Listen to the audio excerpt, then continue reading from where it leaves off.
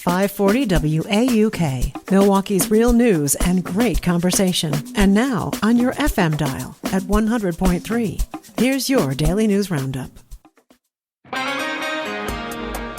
With local news on 540 WAUK on 100.3 FM, I'm Stuart J. Waddles. They want to charge you more for power. We Energy's customers could see their electric bills go up more than 15% over the next 2 years under a proposal filed yesterday. The plan would raise the average monthly bill from about $144 to $166 by 2028. Company leaders say the increase would help cover costs for infrastructure and clean energy projects while keeping bills close to national averages. Consumer advocates say customers have already faced double-digit hikes in recent years and worry that this one goes too far. Rain and storms for today into tonight. Some of the storms could turn severe this afternoon.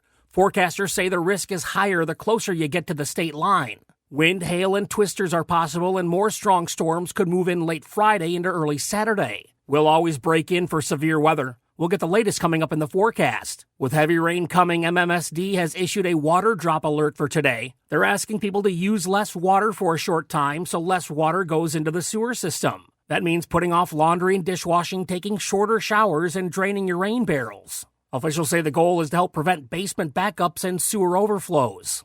This week, Mayor Cavalier Johnson announced his Year of Housing idea. Now we're learning more. There are 2 new affordable housing projects backed by the city's development department. The proposal calls for creating 2 new tax districts to help fund apartment developments on Wells Street and in Bayview. The first would transform a long vacant hospital building near 27th and Wells into more than 120 affordable units. The second project, called Austin Commons, would build another 100 units in the Bayview neighborhood. Mayor Johnson says the projects show the city's commitment to expanding affordable housing and giving people more options to live where they work. The plan still needs approval from the Redevelopment Authority and the Common Council later this month. Time is running out for Milwaukee County residents who want to weigh in on the county's services. The Future State project includes draft ideas for changes in community engagement, county operations, housing, transit, and public health. Leaders say the goal of the online survey is to build a stronger, healthier county, and they're asking for comments before the deadline tomorrow. There's a link to participate on the county's website. And that's the local update. It's all news all morning, 6 to 9 on 540 WAUK on 100.3 FM. News anytime at WAUKradio.com. I'm Stuart J. Waddles. For Civic Media News, I'm Lisa Hale. Governor Tony Evers sent a letter to Wisconsin's congressional delegation this week urging them to revise the new federal hemp law, which bans the sale of most hemp products in the United States starting in November of 2026. It was passed as part of the plan to reopen the federal government last year after the longest federal government shutdown in U.S. history. According to Evers, the new federal hemp law is projected to jeopardize $700 million in economic impact for the state and nearly 3,500 jobs in Wisconsin. The impacts of the new federal hemp bill will be further intensified in Wisconsin due to the fact that Wisconsin has not yet legalized medical or recreational marijuana. The growing of hemp has become a strong diversification option for Wisconsin farmers, and as of November 2025, Wisconsin had 470 federally licensed hemp producers. Meanwhile, a bill that would allow Wisconsin law enforcement agencies to conduct roadside drug tests is on Governor Tony Evers' desk for consideration. Civic Media's James Kelly reports. If signed into law, the legislation would allow law enforcement authorities to conduct a saliva test while investigating potential operating while intoxicated violations, like the use of a preliminary breath test during OWI investigations. The result at the scene could not be used as evidence, but would allow law enforcement authorities to require a blood test be taken to confirm or deny that result. The saliva test will be able to detect substances like marijuana, methamphetamines, and certain opiates. Because the test would not be admissible evidence in court, law enforcement authorities would also be required to dispose of the samples taken during their investigation.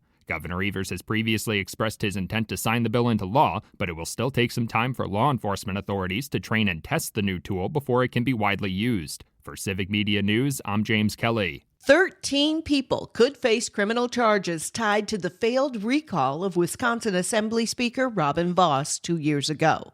Officials say those who tried to oust Vos allegedly listed fake addresses on petition forms, and others submitted signatures from people who didn't actually sign. But the state's election commission ruled that there's not enough proof that organizer Matt Snorek or the recall committee violated the law. The committee is recommending charges to the Racine County District Attorney's Office, which will decide whether to take the matter any further. One of the partisan races coming up in November 2026 is a repeat of the 2022 election. In 2022, Attorney General Josh Kaul narrowly defeated Fond du Lac County District Attorney Eric Toney. This year, Toney seeks to unseat the two-term incumbent again. The latest Marquette Law School poll finds that 10 months before the election, voters view both candidates favorably. Poll director Charles Franklin. We love us some attorney general candidates. I exaggerate a little bit, but not hugely. Both Eric Toney and Josh Kaul have slightly net positive favorability ratings. Both of them have a +5. Franklin says Kaul is the better known of the candidates, with 56% of poll respondents saying they had no opinion of him. That's compared to 75% with no opinion of Toney.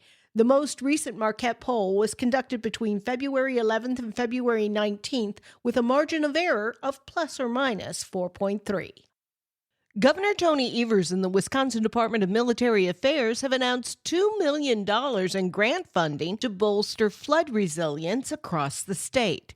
Civic Media's James Kelly has the story. According to a press release, the funding through the Pre-Disaster Flood Resilience Grant Program is meant to help communities identify and mitigate flood vulnerabilities with strategies like reconnecting streams and floodplains or reducing erosion hazards. 2 types of grant funding were made available through the program, one for assessing vulnerabilities and one to implement the mitigation methods. The goal is to naturally manage flooding before disasters like in Milwaukee, Washington, and Waukesha counties last August strike. The Oneida Nation received the largest funding award at $300,000 to create a culvert inventory and study water flow and hydraulic structure. The City of Madison, Ozaukee County, and City of Stevens Point also received significant funding awards of over $200,000. For Civic Media News, I'm James Kelly. How much will it cost to see the Packers play? Civic Media's Connie Feldman has that answer. The price to see the Packers play has gone up for this season.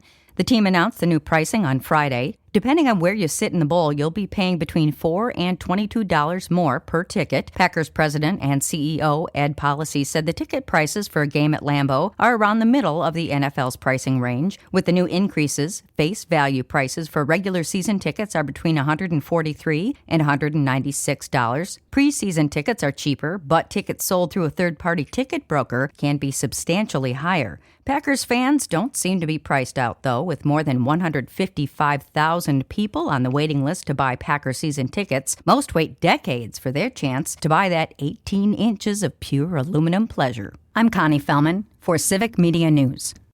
For Civic Media News, I'm Lisa Hale. For news anytime, visit our website at civicmedia.us. The crew heads to Kansas City. Hi, I'm Mike Clemens with Sports Baseball. The Brewers wrapped up their 6-game homestand with an 8-2 win over the Rays. I asked the Miz, Jacob Mizorowski, if he feels he's grown as a starter despite giving up a home run. Yeah, of course. I mean, I think it shows the growth that I've come from last year. Last year I would not have been able to do that, and so it's there's a step in the right direction with it all. The Brewers are off to a good start. They're 5-1. They'll play the Royals in Kansas City tomorrow night. Game time 6:45. NBA, the Bucks competed but lost to the Rockets 119-113. Doc Rivers says he got a compliment about his young roster from one of his own former players, Kevin Durant. I loved how unselfish this group of guys were. I mean, Kevin, Katie, and I had a running dialogue through the game, and even he made that comment and said, man, they're playing the right way. That's good when you see and hear an opposing player say that. That's Doc Rivers with sports. I'm Mike Clemens. Rain and thunderstorms likely today, and some of those storms could be severe with hail, wind, even a tornado or two possible here today into this evening. Rain could be heavy too with an inch or more of accumulation. High is 66 today. Tomorrow, a little sunshine early, then more clouds, rain and thunderstorms by evening. High tomorrow, 54. I'm meteorologist Sean Cable. Outside now, it's 33. That's your Milwaukee News Roundup from WAUK. Find more news anytime at waukradio.com/news. Subscribe to this podcast on Spotify, Apple, or wherever you find your podcasts.